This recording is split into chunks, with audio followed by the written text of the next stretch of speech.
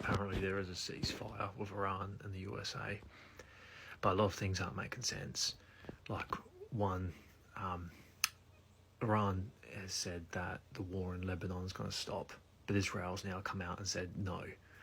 And this whole thing began after Trump threatened to destroy the Iranian civilization, which I think might have scared the Iranians, and it certainly scared the Pakistanis.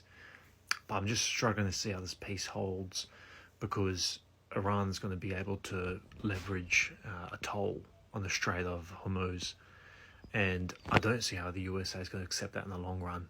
I think the reason Trump is okay with it now is he's more angry with the Europeans and the Japanese and the South Koreans, ironically, than he is with the Iranians.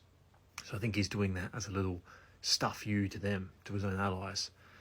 But at the end of the day, Israel's going to keep fighting in Lebanon, and that's going to be a test. If Iran lets Israel keep weakening Hezbollah, then Iran will lose one of their most important proxies. And if Iran doesn't respond to that, then Israel will see that as weakness. Now, Israeli airstrikes are still going on in Iran.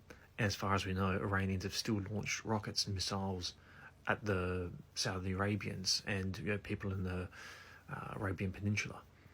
So it's yet to be seen. The Americans have said they're going to stop. And apparently those firings at the Arabians, apparently they are from local commanders where the information has been fed down to them yet.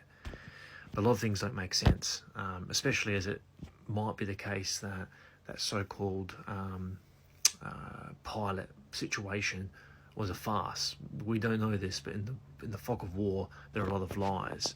And so it may be the case that the Americans actually tried to seize the uranium from the Iranians. That's why there were those two huge C-130 aircraft. I don't know why you need those to rescue a pilot. So I think the situation may have been they tried to seize that uranium, and the Iranians were able to stop them. And so with that huge embarrassment and the realization they're not going to be able to get what they want, they're going to pull back for now, wait for 2 weeks, replenish the supplies, and hit the Iranians again, which may end up being a more effective tactic. That's kind of push pull, whereas continuous Iranian warfare, that favors Iran, because the Americans and the Israelis can't resupply the defensive missiles as quickly.